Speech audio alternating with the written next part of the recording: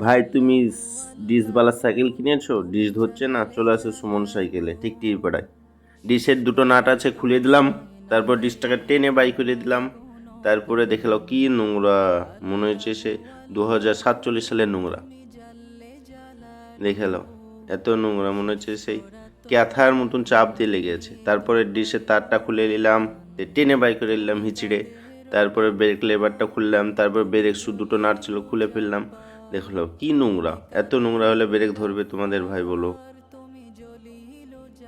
দেখো এখানে বল আছে 3 পিচ, ভিতর থেকে লেবারটা বাই করে গ্রিস করে দিলাম। দেখলো কি সুন্দর স্মুথ খেলছে। তারপরে ফিট করে দিলাম, তারপর ব্রেক শু ফিট করছি। দেখে নাও, এভাবে ফিট করবে সবাই, না পারলে চলে আসবে টিকটিপাড়ায় সুমন সাইকেল। এ দেখো ডিসের যে কোনো সমস্যা, ডিসওয়ালা গিয়ারওয়ালা যে কোনো সমস্যা আমার কাছে সারানো হয়, চলে আসো। ফিট হয়ে গেল, দেখো স্মুথ ব্রেক ধরছে, চলে আসবে সাইকেল সাথে। এনে গেলছি, ডিস মেশিনটা পাল্টাতে বলেছে, সুমন ভাইয়ের কাছে এসে ডিস মেশিনটা স্মুথ হচ্ছে।